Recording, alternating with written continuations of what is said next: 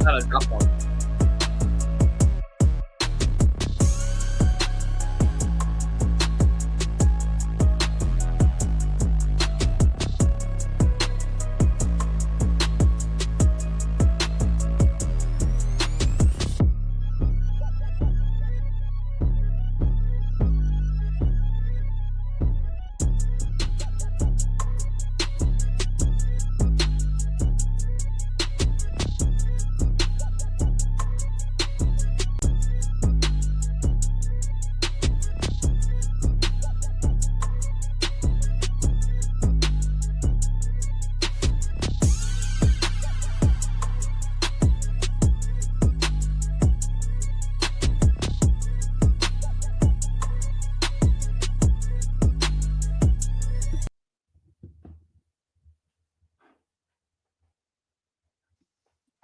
Of course I'm muted. There we go, everyone. Welcome back here to another edition of Next Gen Jets. Appreciate you all tuning in here on this Sunday evening. Jack Cotter, Chris Grosso, Connor Long here with you to talk all things New York Jets here on Next Gen Jets. So appreciate you sparing some time for us as always.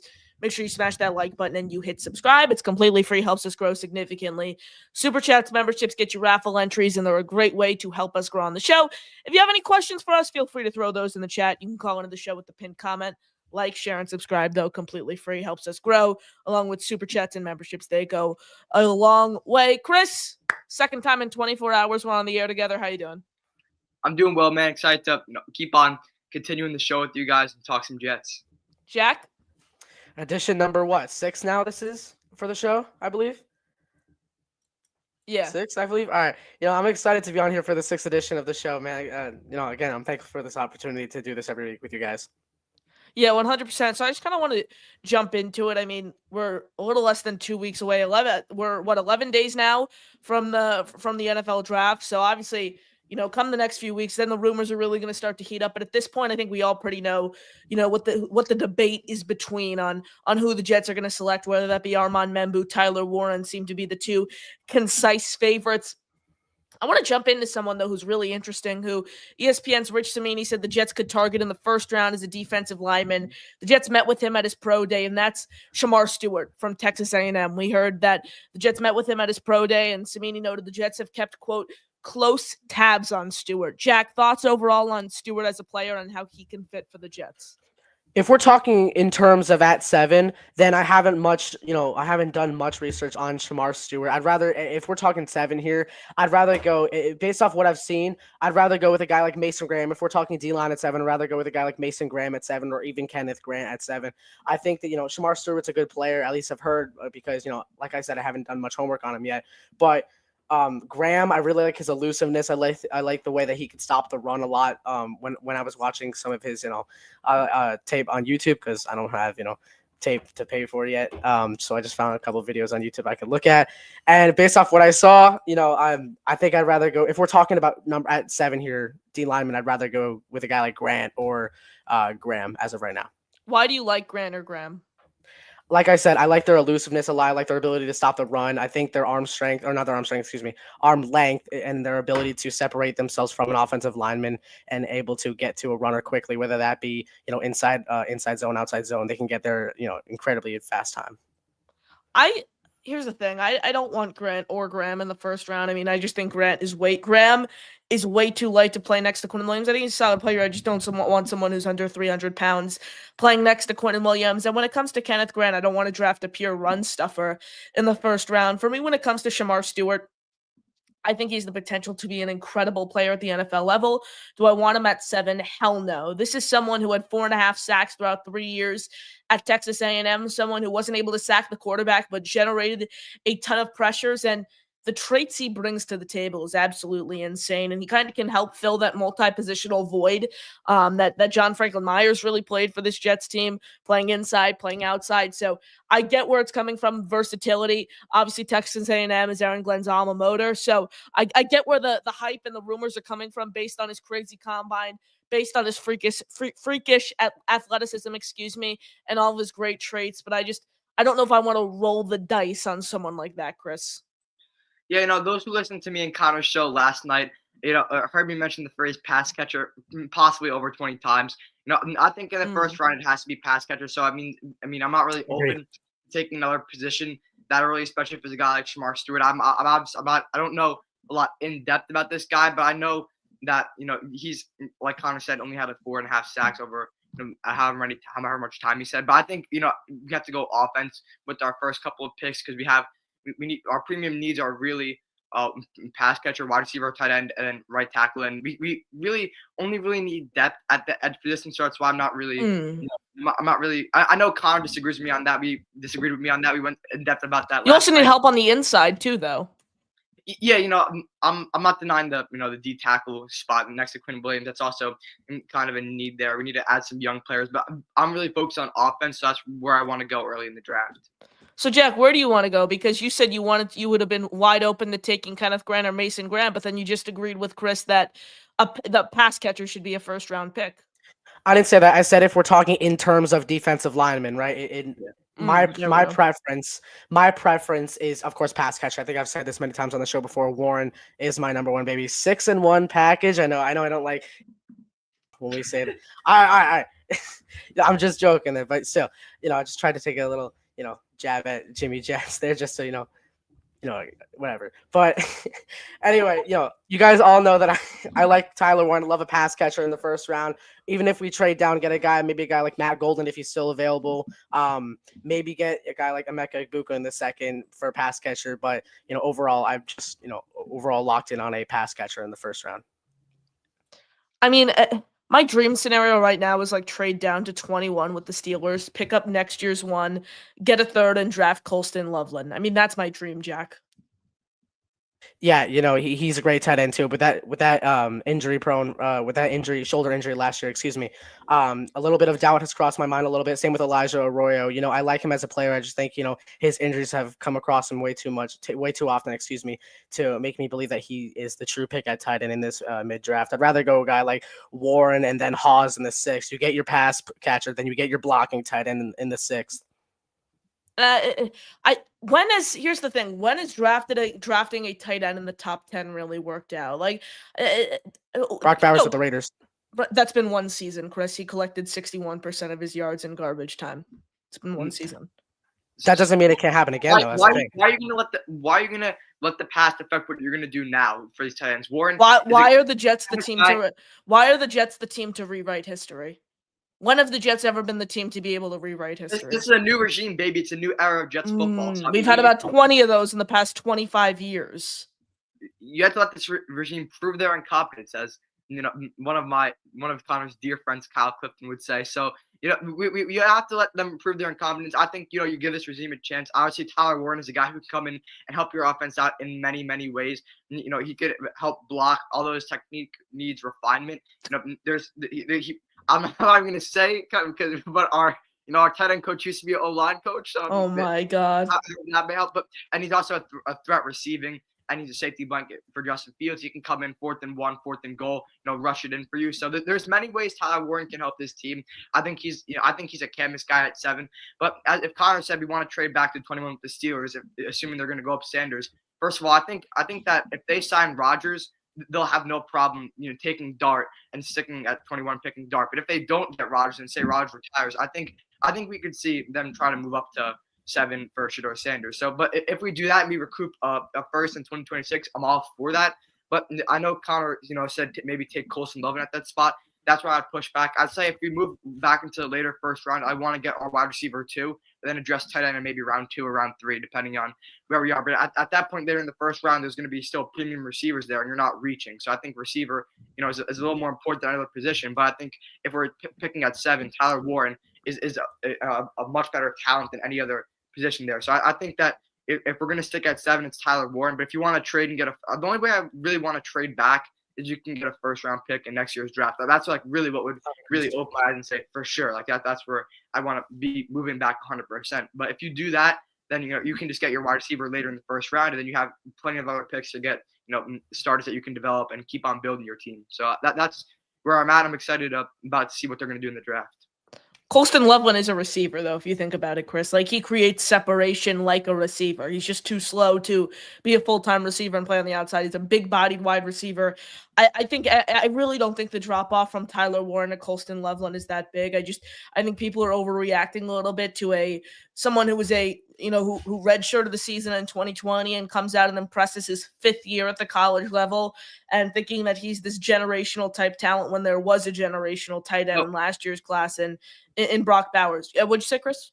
Yes, so let me just bring up a quick point. I've heard recently. So Warren, obviously he played quarterback in high school. So yeah, one of the reasons why you could say he's a late bloomer is because over at Penn State they switched him. He played quarterback in high school. Now he a whole new position for tight end. So it already takes players time to develop and time to shine and get production, even when they're not trying to learn entirely. So then why are you saying like you've mentioned several times? You said you think there's a chance he's going to come into the league and be a top 3 tight end.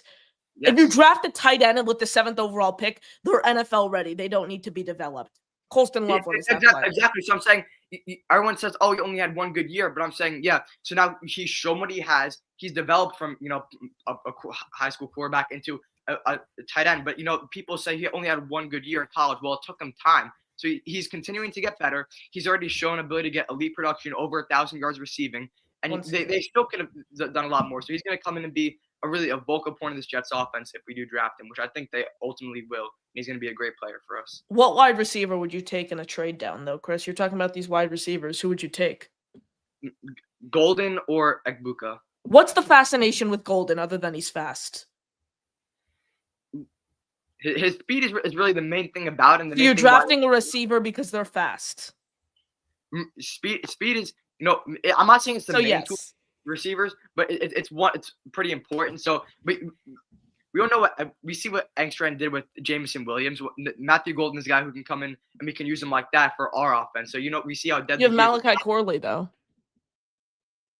Yes, but we don't know what Malachi Corley is. Yes, we hope he develops into that. But you don't know if you're drafting Golden, he's a guy who can come and play wide receiver 2 for you immediately, and you can develop him he's really fast, man. So guys like those are weapons in the NFL. So we'll see what they ultimately do, and I'm excited to see how Tanner Engstrom will be able to use all the offensive weapons we hopefully do recruit in the first round. Elijah Moore ran a sub 4.3. I don't put any stock. Okay, why are you letting past scenarios make us paranoid though? Because when have the Jets ever been a team to rewrite history? Why are you harping on that? It's because the Jets have never been able to do something like that. So what tells you among these players that regime? This team has gone through 25 regimes in 20 years, and no regime has been able to do anything. Okay, but we've been a poverty franchise in the past. Why can't you just accept? When have we not been a poverty franchise? 15 years ago. But we are moving on from that. We've said the same thing 10 different times over the past 20 years. Okay, what tells you this time can't be the time though? If you go based on the past, there's a better chance that this regime fails than it has success. Okay, but see why we see this is my problem with the media. So much negativity. The media using logical facts to decide something. The media, I love it. The future, you don't know. You cannot have a surefire. Am I wrong? There is a better chance that this regime does not have success than How do you know that? Based on past history. What makes you say that? What makes you say that? Because the past 10 regimes have not been able to do anything with the past 10 regimes sucked. Why is that? What tells you this regime is going to be good? What tells you this regime is a foregone conclusion? Neither of us know. I'm not saying neither of us know for sure. So you can't be you can't expect this regime to fail. I never said I expect them to fail. When did I say that? You just said that. No, I didn't. I said there's a better chance they fail than they do succeed. When did I say that's basically saying you expect it to fail. I said there's a better chance they fail. When did I say expect or anticipate? There is a better chance that they fail than they have success. There's literally no logic. Okay, so then there's plenty of logic. Plenty of logic. You cannot use the past regimes. So then what can you use? What can you use? Delusion? Nothing. You don't know. Okay, nothing. So you just make a blind guess and say this regime's going to have success. Got it. Never said. I said neither. I said from the beginning, neither of us know for sure. But you can tell the way Glenn's talking, the way he's building. There's signs that he can come in and be the guy. So we have to see. We have to see how this year goes, and we can get a better judgment. There's signs. My whole point is I hope they're great. I think there's a chance they're great. I'm not for signing off that this regime is all of a sudden going to come in and break history for this team when you are rebuilding. Let's sign off on either extreme though. We're chilling in the middle for now until we see this draft and we see the season. So yes, we're hoping and praying, but there's definitely a chance it'll be good. How There's a did us chance it'll be- talking about Matthew Golden get to this? I'm just, No, I'm just, Yeah, we need order in here, guys. oh All my um, god. Chris, what do you like about Ibuka? Would you take Ibuka or Golden? Probably Golden at that rate. You know, Mhm. more. I like his historical, contested catch better than Ibuka. 61%. more sure prospect. We know Ibuka is boys with Garrett. Oh my god. Boys, is that the only reason why? No, but these guys are both. You can develop them into good receivers. Depending on what the guy Tanner Ekstrom is. So those are both guys who can play JMO type roles in your offense. And we know Ohio State is like one of the 2 receiver universities along with LSU. I think it is. So yeah. So we can see we see what they've done, bring receivers into NFL. So if we have good coaching, which we can only hope. So we develop those guys into wide receiver 2s and possibly got 1A, 1B with Garrett. So that's what we can hope for. But I think receiver needs to be one of the vocal points when we pick high. Maybe if we don't trade back, we get receiver in the second round, we take Warren at 7. That's kind of my scenario. And we can get right tackle, address the trenches and some positions of depth on defense like safety and edge later in the draft. But that's where I'm at overall in our My opinion, right? You got to go offense first 3 rounds here. Whether that be for me and just hear me out. Listen, we need to address our tackle position. We also need to address our receiver, pass catcher position, right? Obviously, past that, I'm going to go defense, right? I love Kobe King out of Penn State. Maybe picking him in the 4th with that 110 overall pick or something like that. And then look at the first 3 rounds. Like my scenario, my first mock draft that I did, which is probably my favorite one I've done so far, is Warren at 7, Ursary at 42, and then Harris if he falls to 73. That's if he falls to 73. If not, then maybe you go defense here. Maybe you get a guy like Siobhan Revel if he's still there in the 3rd. He's going to be a second round guy. I think Alfred right. Collins is the best option in the 3rd round if you go defense. The way I would do it if I had to build it, I would personally go to address the 3 needs in an order I would prefer. I would probably go Warren, Josh Connerly from Oregon, then 3rd round wide receiver, maybe a Trey Harris type guy. Yeah, maybe. Yeah, that's who I'm thinking at 73. That's about where I'm at. My dream scenario is Warren at 7. Then you go receiver, best receiver available in the 2nd, and then since you have Warren, you can actually wait on drafting a tackle till like the 3rd round because Warren's going to help that tackle, and chip, and then maybe get open on a seam route. Like I said, probably about 100 times. So so Warren at 7, best receiver available in the 2nd, and tackle in the 3rd. That's perfect. Yeah, whether I think Warren would preclude you more from getting a receiver than an offensive lineman.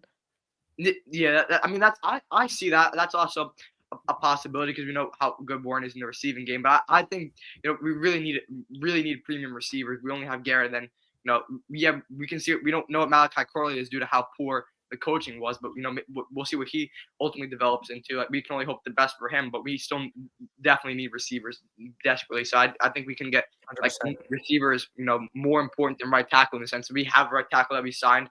We saw he played a left tackle with the team he was. I'm drawing a blank on the team he played before. Patriots. The Patriots, yeah. He was supposed to be a right tackle. So we can come in and be a solid. So we obviously need to draft right tackle just to get a young guy in here. But really, tight end and receiver should be 2 pass catchers are the top 2 priorities. Appreciate you all tuning in. Make sure you smash the like button and hit subscribe. Completely free. Helps us grow significantly here on the show. Got any questions? Throw them in the chat. Call into the show with the pinned comments. Super chats, memberships go a long way. Let's dig into the chat. Let's go. My fellow Mets fan comes in with his member super chat. Says blue and orange, 10-5, Connor. But what's up, fellas? How y'all been? Let's go. Only team in baseball not been to good, lose Sco. back-to-back games. How about you, man? Only team in baseball not to lose back-to-back games. That's Carlos Mendoza's led New York Mets. Chris, Jack, you guys doing well? I'm doing well. I'm not that much into baseball. My grandma's birthday parties, they're all Met fans. They just had the Met game on, crazy Met fans. But I'm more of a Yankee guy. My mom's side of the family is Red Sox. My dad's side of the family is Yankees. So it's like, so it's like, yeah. I've seen you in a Yankees hat. I've seen you in a Red Sox hat. I don't know what to believe. Hey, wait, Chris, which side would you pick? I'm following the Yankees a lot more this season. For my dad's obviously a huge Yankee fan, so I'm following them. But my mom's side of the family is also a huge Red Sox fan, so I have a Red Sox hat or two. So baseball is not really, I don't really follow baseball that closely. Jets are really my main team. I watch the Knicks and Rangers in the playoffs, but I'm sorry, I'll hopefully get more into baseball soon. The Mets are the only team that I have going for me right now. The Jets are the Jets. Oh, the Nets. God. I can't. Do you follow hockey? What in the playoffs? I don't really care about hockey. The Jets are the Jets. The Nets can't even tank, right? I mean, everything you root for, they do the opposite. All right, you're rooting for a tank to start the season. They put together some competitive basketball. All right, half a game out from the play-in. Let's hope they can, surpass Chicago and get the 10 seed, the last play-in spot. They lose 7 in a row, and now they're supposed to get like the 6th or 7th overall pick in a tank year, which is just absolutely abysmal. I mean, you have guys in your starting lineup who I don't even think should be playing at any basketball level, whether it's in America, whether it's in Europe. I mean, the whole organization is just insanely dysfunctional. Excuse me. I use that word so much. I can't. This misspoke. All my teams are awful. The Jets, it's not the same old Jets. Oh my God, I hear that every year. Show me they're not the same old Jets. Okay, give them a chance. I've given them a ton of chances, Chris. Jets, Jets, baby. Kind of. I'll throw this in, Chris, here before we even talk to Christopher here. This is what I'll say. I had the same mentality as you. The same, what could go wrong? This is the Jets. It's the new Jets. And I even had that mentality through the 2023 season, despite Aaron Rodgers getting injured. The second this team won 5 games, the day after the season ended, I lost that, and that's how I turned into myself. Yeah. JTS, Jets, baby. Connor, Chris, Jack, pleasure. Hope best. Love the content. Keep it up as always. Ready to talk all things on my Jets football. Christopher, you're the best. Appreciate you. Christopher.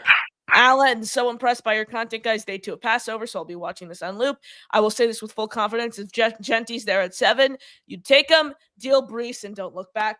Comment of the day, folks. Comment of the day. Jack, let me hear your take on this. No. Why? We have so many other needs right now. Get your pass catcher at 7, right? Develop Brees Hall to the running back he's meant to be. I get his vision is a little off and it may be hard to fix at the pro level. That doesn't mean it's impossible though, right? And you also got 2 studs behind you in Isaiah Davis and Braylon Allen, who quite frankly weren't used enough for us to really judge them last year, like Malachi Corley. Davis really only had one game where he really got into the field a lot, and that's the Dolphins game, and he absolutely shined in that. I think if we get a running back, that's a waste of a first pick, right? Because yes, Genty is probably going to be a great running back in this NFL. I'm not dogging on him whatsoever. I think he obviously is probably one of the top 5 best guys you can get in this whole draft. I just think the Jets have so many other needs. So, Jack, as someone you've publicly said the Jets' ceiling is 7 wins this season. Let me just clarify that. You publicly said the Jets' ceiling is 7 wins. Am I just yes or no? Am I correct? Yes, you are. Okay, perfect. So, ceiling of 7 and 10. That's yes. Okay. And Chris, you think I'm pessimistic? My ceiling's 10 and 7 for this team. So, yeah. Wait, no, Chris. We'll get you. One second. Jack, teams with a 7 and 10 ceiling are teams like the Titans. Like the teams that suck, that have no talent, like who can possibly sneak in a 7-win season with no coaching. Teams 7 and 10 ceiling is diabolical. That means you think Glenn is a horrible coach. Okay. That's not what I'm saying. No. We'll touch that. We'll touch that in a second. Here, let me just. Okay, so you said their ceiling. I confirm that you said their ceiling is 7 wins. Okay, yes, perfect. I did say that. So if the Jets get a pass catcher in the first round, if the Jets get as of right now, yes. As of right now, it's 7-10. Right maybe that'll change after the draft or you're saying the tight end changes your ceiling. Yes, if it's a guy like Tyler Ward or some guy that's already proven himself in the college football, yes, that makes a difference. We have nobody. Who's our tight end? A guy who can come in and be third. Who's our tight end one right now? Stone Smart. That's not getting you past. We have no pass catcher right now. We have no wide receiver. So our wide receiver. So let me ask you a question. You said they're ceiling 7 wins. That means they're not even sniffing a winning record. That means they're not sniffing a playoff position. So why would it matter if you quote you went out and you addressed the needs? You might as well take the best football player available on the board who gets you to the next level. You need the guys you need to make yourself a winning record team. You just said they're ceiling 7 wins, though. So all goes right, as you would say. All goes. So you're proving my point, though. You said all goes right. Their ceiling is 7 wins. So at that point, you might as well take the guy who gives you the best chance to win, who is the best player available. who is Ashton You're rubbing Jenkins. this the wrong way. Hold on. Listen. How am I You rubbing need this the the wrong guys- way? It's pretty straightforward. Let me speak. Because you need the guys that you need to build to get past a ceiling of 7-10. You get a guy like Tyler Warren in the first Ursa, you got your starting right tackle in the set. You get your starting tight end, maybe tight end in the future. That's where you build him. That's where you, even if they don't shine in the rookie season, that's why you build them right now, right? You get these guys to plan for the future. You don't get these guys to build for right now like we did with Aaron Rodgers. Remember how we signed Rodgers? We were all going like, okay, win now this season. Boom, it's all over right now. We have to reset in 2 years anyway. You need to find plans for the future for your team to be successful. Yes, we may go 7-10 this season, which is exactly, I don't think we're going to go past 7-10 this season. I actually have their schedule pulled up right now. So if I ever need to read the schedule, I will. But it's something that it fathoms me that people think that you just get the best player available and play stupid games, win stupid prizes, right? Who knows if Ashton Jenkins? Wait, sorry, did you just say taking the best player available is stupid? If you don't need that, hold on. If you don't need that player, you don't take him. If you don't need that player, you don't take him, right? You need the guys you need in this draft. In this case, you need the guys you need. What does that mean? You need the guys you need. What does that mean? Jets need a tight end. Go get a tight end. Jets need a tackle in the second. Okay, perfect. Address that in one of the later rounds. You take the best football player available. So Connor, I know. So I'm not even gonna address this. We don't have to get into this. I know you don't like. I know you like. You're not high on Breece Hall as a player. I know you think he has issues that he needs to fix. I love Breece Hall. Let's make that clear.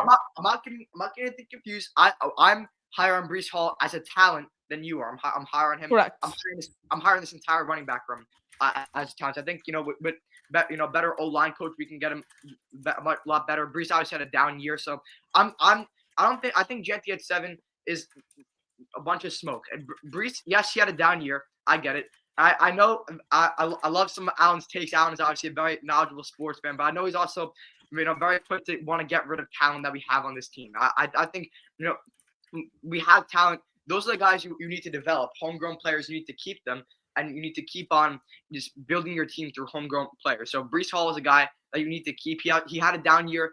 There is some issues with his vision, but he has explosiveness. He's a good running back, and there's different ways you can use him so that he can be extremely productive on this offense. I know I'll point to the season where he was second in all-purpose yards. Connor will say, he was just a dump down guy for Zach Wilson. But am I wrong? Am I wrong? You're not wrong there. You're not wrong. But I'm saying I want to see this is a run first offense this year. Breece is going to get a chance to eat. So I want to see how Breece does when we have the chance to feed him the ball, feed Braylon Allen the ball, see what he can all three of these guys. And I know we all love Isaiah Davis as well. So I'm not willing to take Jeanty at 7 because we have a deep running back room, and we really need pass catchers, players.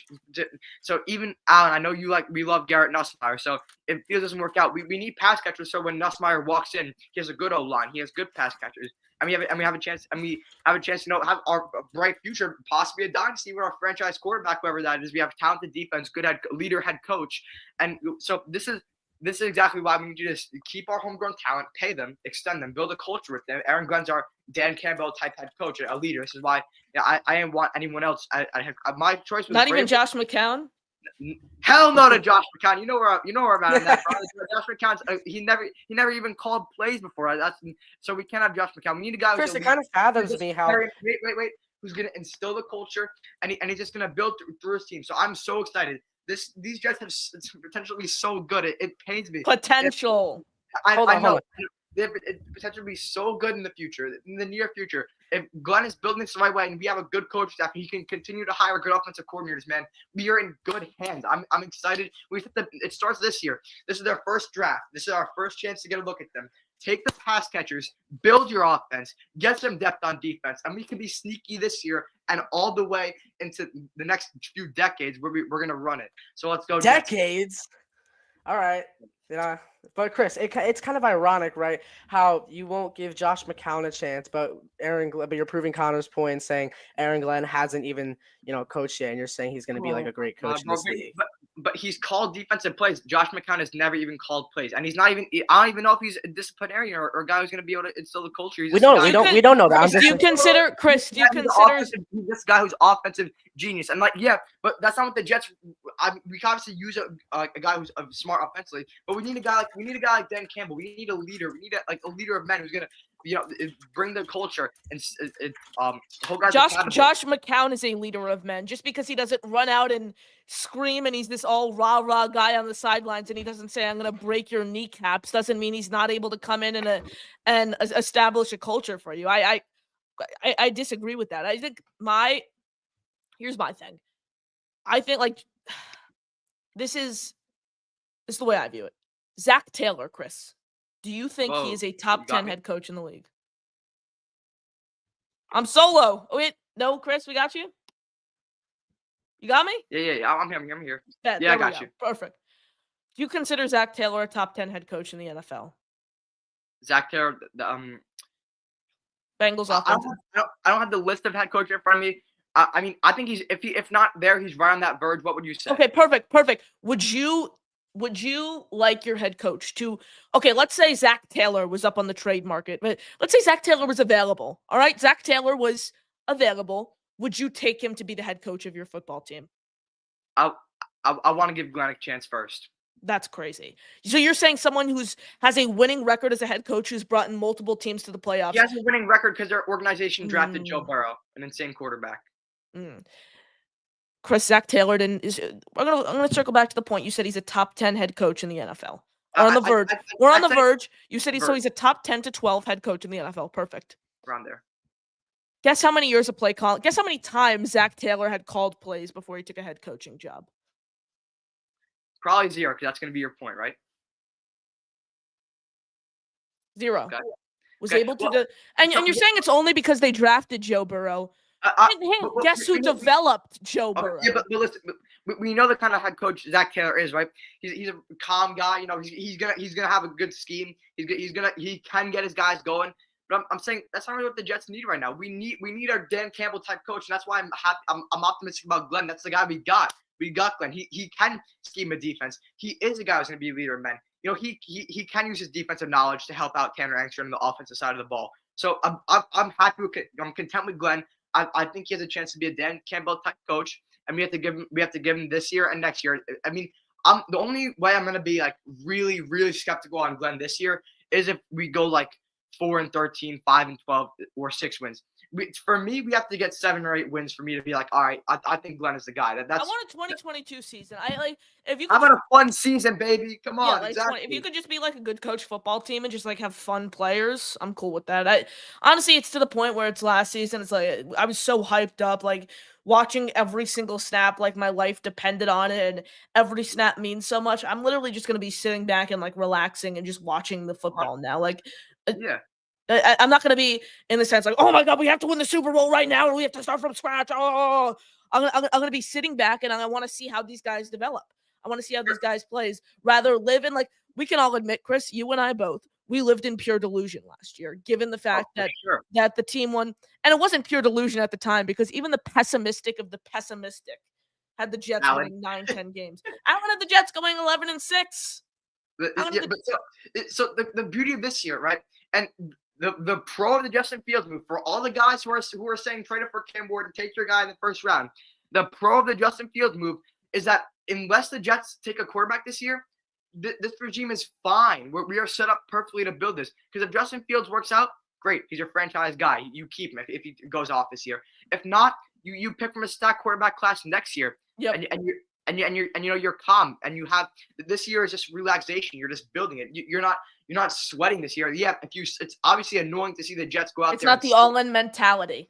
Exactly. It's obviously annoying to see the Jets go out there and lose games. But if they do, at least we know we're getting our quarterback, and we have our coach, and we have guys who we have a culture now, and we're building it the right way. So if we have this has a chance to be a fun season. And if we do struggle this year, then fine, we're taking our quarterback. But so this is what I'm saying. This is actually a calm, nice and calm year to be a Jet fan. Nothing.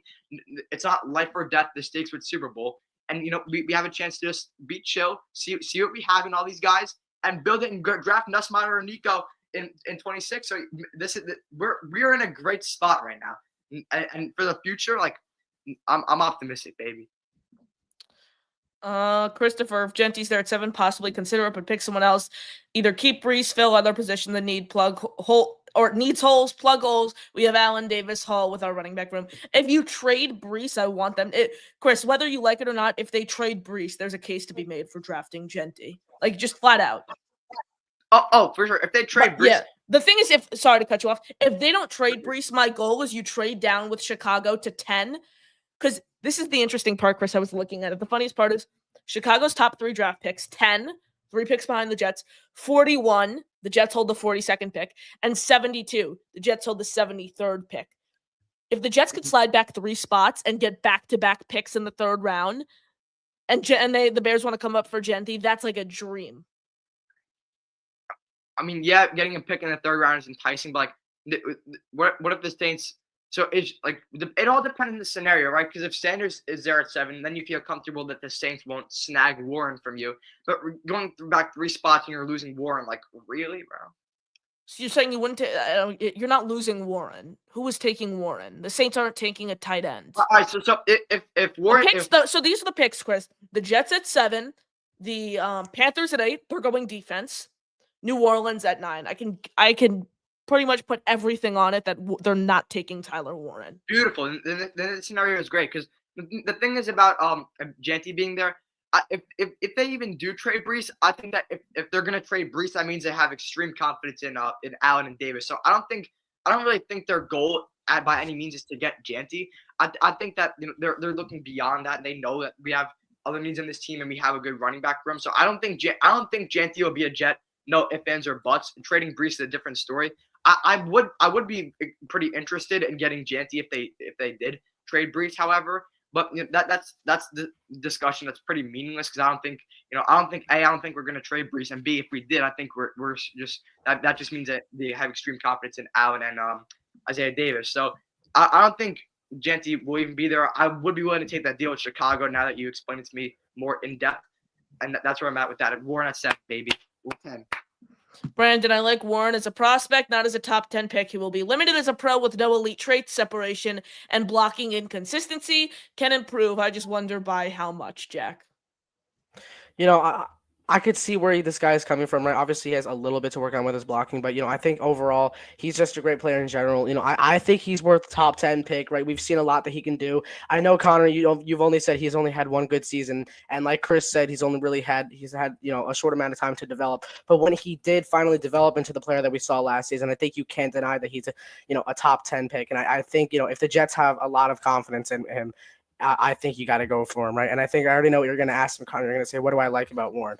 Like I said, I'm not going to say, 6-in-1 package again, bro, because I feel like I'm dragging it. But in all seriousness, I love the way his ability to, just focus on his assignment, right? Love his contested catch rate. Love his ability to hop with his legs. Love his ability to catch. I just love a lot of things about him. And if you can get that guy, this athletic freak in Tyler Warren on your roster, I think you can have a good offense this year and get your blocking tight end in the 6th round to make it complete. Can I mention something that people say real quick? People say, oh, if you wanted this generational tight end prospect, you could have had Bowers last year. Last year, we weren't viewing it from that lens. A cornerstone left tackle is far better than a generational. Yeah, we needed Olu. The point I was going to make is I'd rather have Olu and Warren than Bowers and whoever, Bowers and Membu. Like, and based on where we took them, it was actually smart. That's one of the things I'll say that the Jets did right. Getting Olu last year was extremely important because we needed. Could you imagine if we didn't have Olu last year? Rodgers would have been out in week 5. Might have had a career-ending injury, honestly. So it's extremely important what we did at that time. I love how they set that up. I think having Olu and Warren is extremely good. I mean, you can argue that Bauer's a better player. I mean, you don't really know that yet, but I'm excited to see what we're gonna do in terms of how we draft and how we use the players we already have. Wild Wave, Shamar Stewart, Micah Williams, Derek Harmon are all good trade back options. Jack, thoughts? If we're talking about trading into the 1st round or trading back in the 1st round, then no, I think you still have to get your offensive weapon here, right? Shamar Stewart, he's a good player, although I haven't done much homework on him. I'm still going to go with, offensive guy in the 1st. If we're talking in the 2nd or the 3rd, maybe we can talk about a guy like Micah Williams here, maybe in the 2nd. But, he's going to be a top 15 pick. You think so? All right, well then all 3 of those guys are going to be top 20 picks, yeah, for sure.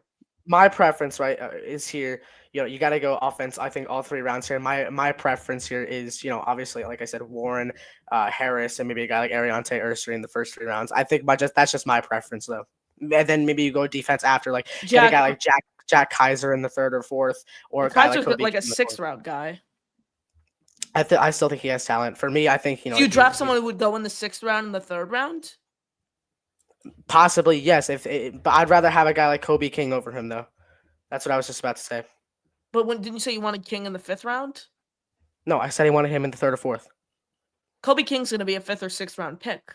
You think he's going to be a 5th or 6th round pick? Yes, he's not like the linebacker. I don't get how you're prioritizing a 3rd string linebacker over someone like. Okay, my question to you guys who are all about going offense, consensus first 3 picks. Yep. Do you remember how frustrating it was to, not being able to sack the quarterback consistently and allowing 3rd downs and allowing 7-yard runs up the middle, play in and play out? You guys remember that? Yeah, I do, but I think we need more depth in our offense here because, I get we don't have a lot of depth at the end here. Maybe you get that, past the 3rd round, past the 2nd round, maybe. And I like the idea of maybe trading to get 2 third-round picks to maybe to use one of those picks for a defensive guy. But my preference is you have to build this offense, right? You have to build this offense, especially if AG is already a defensive-minded guy. He'll know what to do, come later in the draft. I think he, since he's a defensive-minded guy, like I said, he'll know what to do later in the draft. I think we need to get, focus more on offense this year to build Tanner Engstrand's offense this year, especially if we are going to prioritize around Justin Fields this year. Yeah, Connor, 100%. I was gonna, what I was gonna say was what Jack mentioned towards the end there. My response to that what you said would be, well, we have a defensive guy in Aaron Glenn, and we have an experienced defensive coordinator in Steve Willetts who are already going to be able to, scheme a great defense and make the most out of the talent, which is great, the talent we already have. So yes, we need a couple. There's a couple positions of need where we can get here and there, but. Good regimes draft guys in the later rounds and turn them into solid starters. So, I mean, you get to be able to see what we're going to do here. I do like our, staff on defense more than offense. So I think, we need to give Tanner Extra a couple more tools, ease him into the role a little bit more, give him some, easy path to success. So I'm excited to see what we're going to do. But yeah, I'm on the same page as Jack along with Wildway's regarding Wildway's comment here. Excuse me. The first 3 rounds should be dedicated to offense. If there's a good defensive player you like, you take them.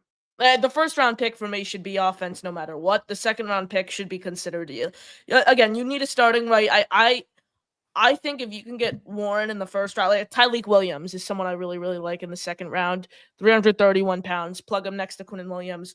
I mean, I'm telling you guys right now, it's going to be all about the offense until you realize, even the talented guys you take in the first 3 rounds of this year's draft on offense are guys who are going to be early round 1 picks, a la Tyler Warren is a end of the 1st round guy last year.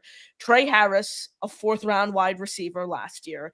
I mean, all these guys, they're about a round ahead of where they should be talent-wise, and we're talking about using insanely high picks on them, and then we get into week 1, and the Jets are getting gashed like they have been the past 3 seasons on 7-yard run after 7-yard run, and it's, well, why didn't we address that? I don't know. We signed Byron Coward in free agency. We thought he was going to be the next greatest thing. Well, boom, there we go. Same issues we had the first 3 seasons, the first 3 weeks, of the 2024 season, just getting run all over. So I get that, but like you can't compare this year's class to last year's class. Like outside the top 5 or 6 picks this year, it's really shot in the dark after that, if you will. Like guys you pick it's a shot in the dark in every draft. Yeah, I know, but guys you can pick from anywhere from 10 to all the way in the 2nd round. Had the chance to be these guys in the 2nd round have the chance to, to develop into players better than you take in say mid 1st round. That's the kind of draft this is. Like last year's draft class was obviously a lot. It was a lot more top heavy, like 1st round guys, and then a little bit of a drop off after that. This year, it's not like that. You can find solid players really anywhere in the draft, and it's already that top heavy, if you will. Even point to this year being a weak quarterback class, but obviously tight end and running back are very deep. So I don't think you really can compare this year's class to last year's class in the sense that where would Warren go last year? I do disagree that Warren would be end of the 1st round guy. I think he'd be right after Bowers in that sense last year. For Warren, obviously they're 2 different players. Bowers is more like a strictly elite receiving threat, and Warren is obviously, as I've mentioned, me and Jack have mentioned about 100 times, more of an all around type player that can help you in all. He's far from an all around player. What?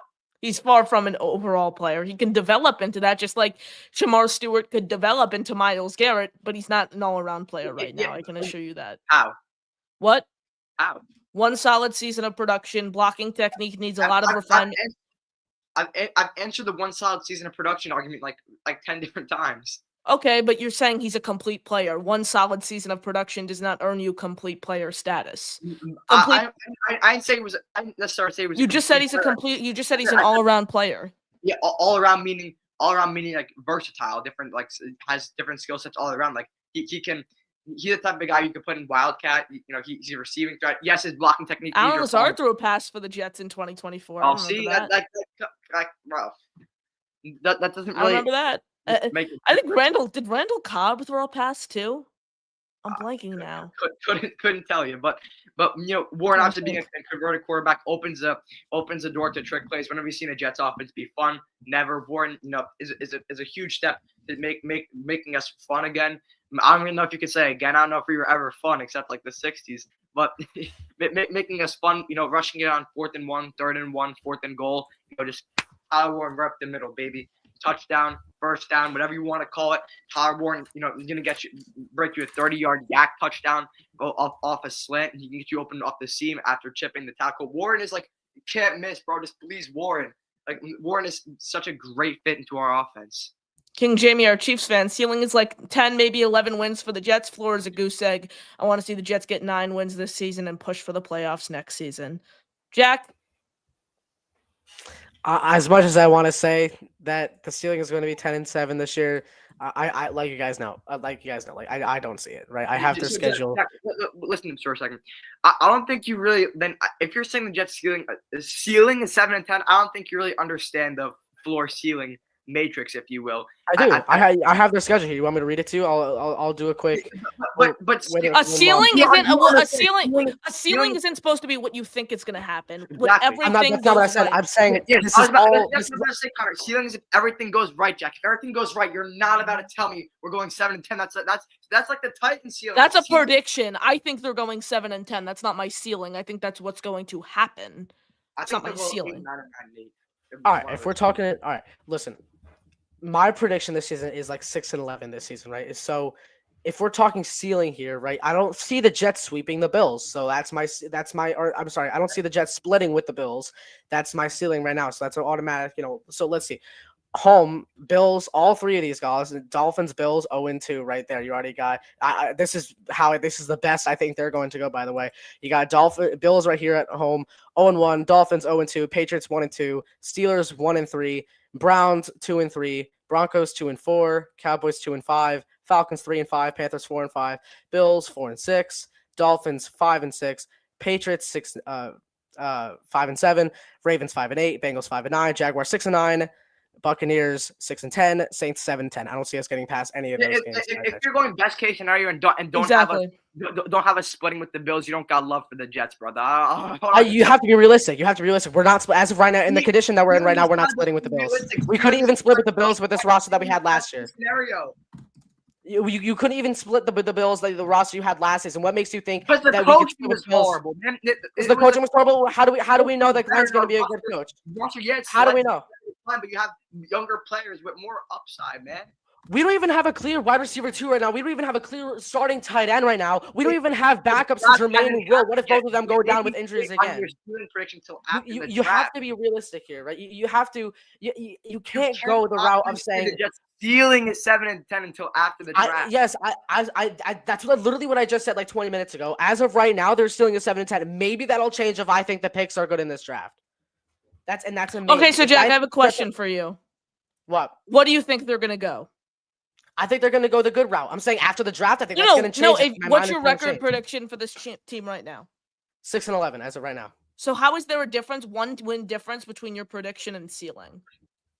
Because I think the ceiling is the max you can go, and I don't see the Jets getting past 7-10.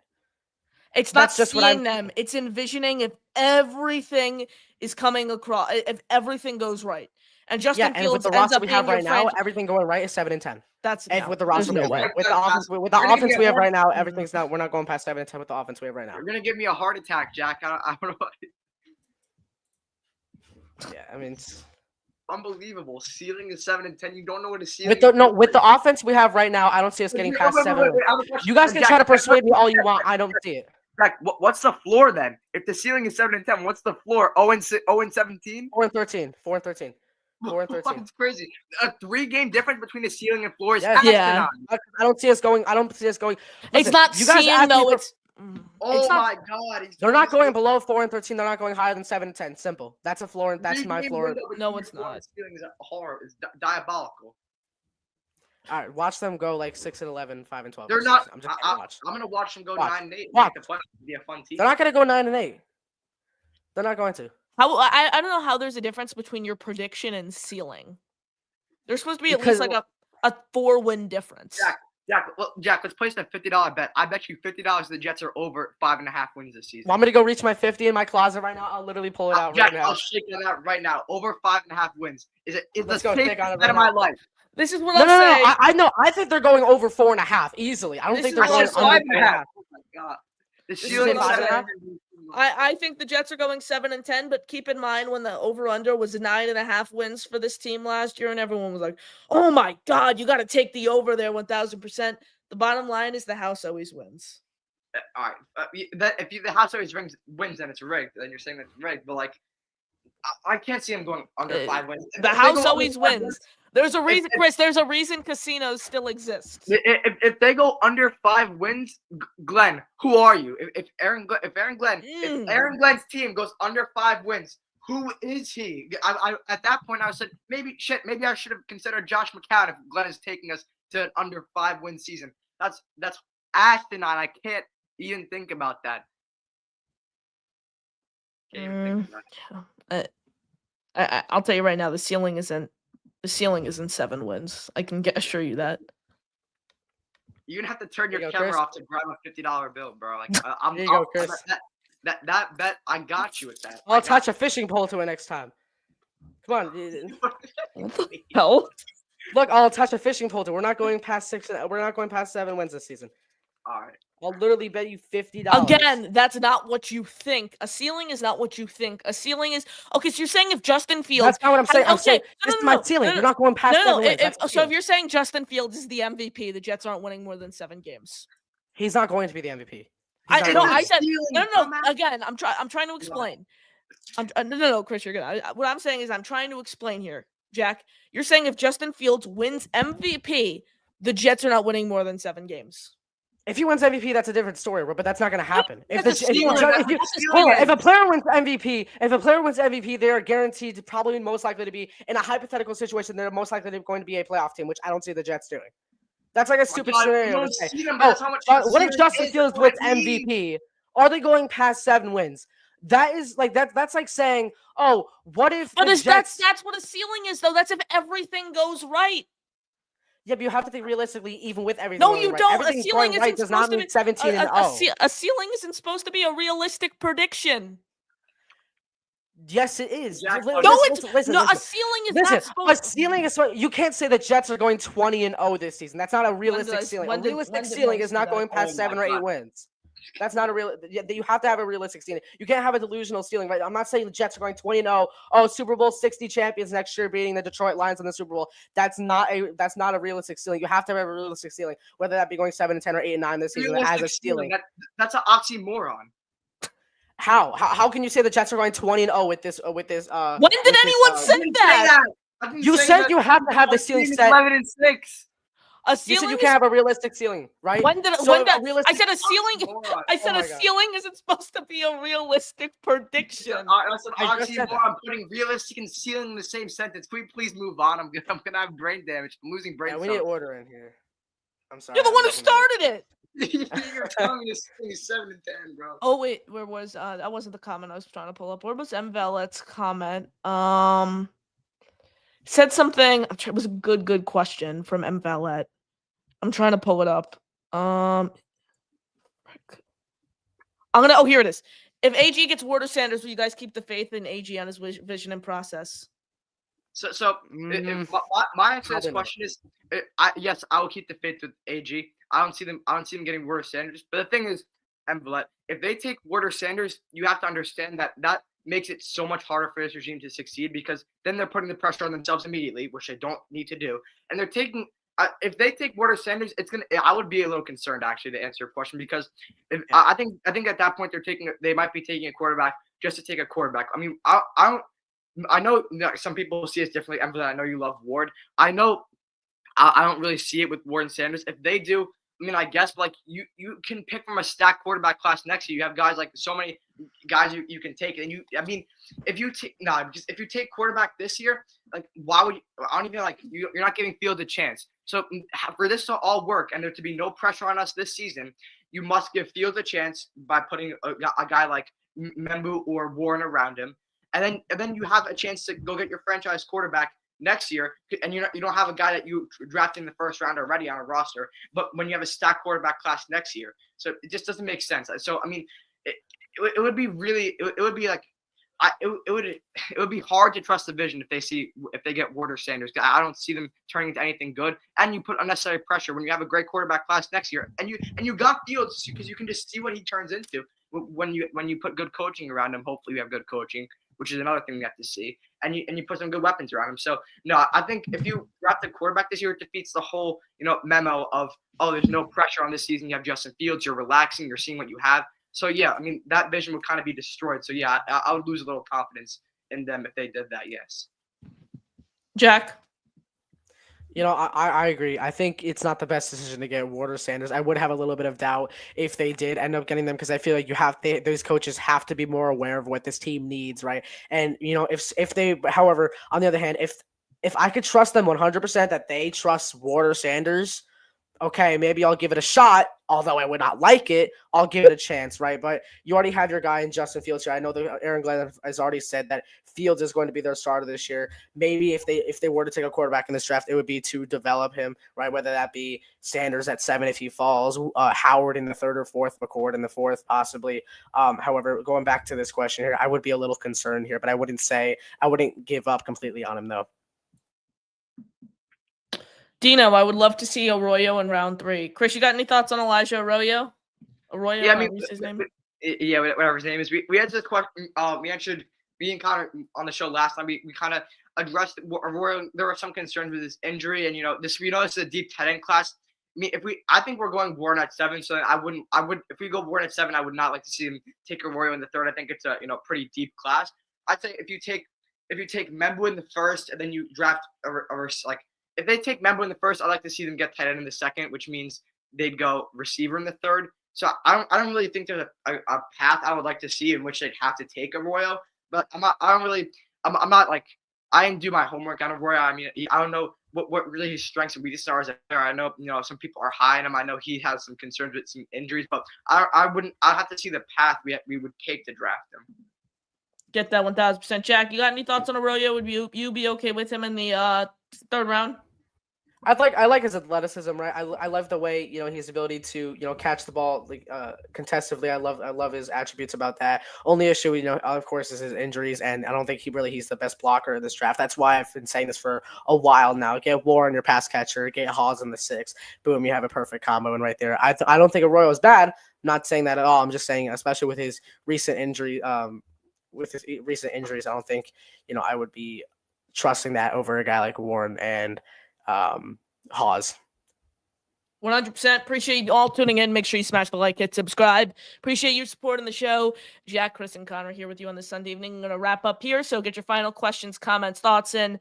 I'm back tomorrow night, 8 p.m. EST with Nick Farrion. We got some really, really exciting plans coming for this network. So make sure you stay tuned. Some exciting stuff coming over the next few weeks. So keep your eyes peeled for that. We'll wrap up with this one. Big Fella says, are the next gen Jets coming to the draft party? Damn yes, straight, TBF. We'll all be there. No. So yeah, we'll be reacting live, and hopefully the Jets don't select Jackson Fart. Oh, if they do, I may jump out a window. Over a first floor or not. You're gonna throw your juice box at the screen if they draft Jackson Fart. Get that fruit punch all out of my system. I may throw up. Jake brought up. Chris, are you gonna scream in the playpen? Yeah, I was about to say I'm gonna go. What I was gonna say, our guy Jake brought up a really good point. Like, if we do, God forbid, draft Jackson Dart at some point, and we have to throw him in, and like the game after he throws 2 picks, you already know this crazy New York media are gonna be Oh calling him my god. Jackson Fart in a headline. In your head, you damn know it too. Chris is right though. New York. I mean, media why is wouldn't tough. they call him Jackson Fart? Yeah. It's just a cornball thing to do, bro. Like, and people in this media, Fireman Ed is right about every single one of them. Chris, you're acting like you're a What? player on the team, and you're like, What? and they're like writing stuff up about you. He's just passionate. I love Chris for that. Yeah, I love Chris too. I mean, Chris, there's no outhouse that needs to be built for the media. That's debatable. I mean, media does not disrupt anything at the facility. I can assure you that. don't get me wrong. You can give them some coffee. You can give them some cookies, but it doesn't have to be in the same room as the football ops. They're not in the same room as the football ops. I've been in the media room. It's like a completely. It's the same building, but the building's ginormous. It's like because then you have people like Costello's trying to squirming his way around, talking to all the people who are about to get fired, and giving us some crazy stories. Getting legit information to expose making it just look dysfunctional. Like by the way, what did Kaz even do? Kaz doesn't even write hit pieces. He's just the main guy. I don't know why. He's taking the shots for the entire New York media. That is corrupt and rotten. Corrupt and rotten. That's the New York media. All right. Corrupt and rotten, I guess, is the term we're going with. But we appreciate you all sticking with us here on this Sunday evening. That'll do it for us here on Next Gen Jets. Jack, you got any final thoughts before we end the show? What a show tonight, bro. It's blood raising, blood boiling, I guess is the right word. Great show, builds chemistry. Love you guys so much. Love doing this with you guys. Chris. No, I love you boys, but Jack, 20, 10. Over 5.5. Here's 50. Here's 50 over. No. I'm talking about over 6.5. Here you go. No, that wasn't the over. No, sorry. Whatever. 5.5. 5.5. Here's $50. 2. We're going 6-11 this season. This is my prediction. We are going 6-11. Is the ceiling 6-11, buddy? Is the ceiling 6? No, not the ceiling. The ceiling is 7-10. Here, we're going 6-11. I know my logic isn't that great, but we are going 6-11. I can't do this. I can't. This is my lunch money. This is my lunch money for the rest of the school year. But you know what? I'm gonna bet it all on this. I'll save this for later. Unbelievable. That's an edition of Next Gen Jets for you folks. Appreciate you sticking with us. As always, back here on the show tomorrow night, 8 p.m. EST. Nick Faria, Jets X Factor joins us on the program. We're back, all three of us, next Sunday, 7 p.m. EST. That'll do it for us. Jack Cotter, Chris Grasso, Connor Long. Hope you guys have a great rest of your Sunday evening. Appreciate you sticking with us. And as always, JETS. Jets 11. Peace.